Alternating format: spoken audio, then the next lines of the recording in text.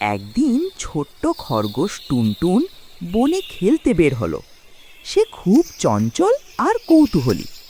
হাঁটতে হাঁটতে সে দেখল একটি পাখির ছানা মাটিতে পড়ে আছে। ছানাটি কাঁপছিল আর ডাকছিল, চি চি। টুনটুন ভাবল, ওহ, ওকে সাহায্য করতে হবে।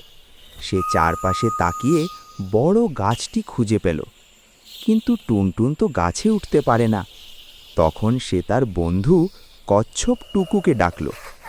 টুকু ধীরে ধীরে এলো আর বলল, চিন্তা করো না। সে তার শক্ত খোলস দিয়ে গাছের পাশে ভর দিল। টুনটুন লাফ দিয়ে গাছে উঠল আর ছানাটিকে নিরাপদে বাসায় রেখে দিল। মা পাখি খুব খুশি হলো। সে বলল, বন্ধুত্ব আর সাহায্য করলে সব কাজ সহজ হয়। টুনটুন আর টুকু হাসতে হাসতে বাড়ি ফিরল।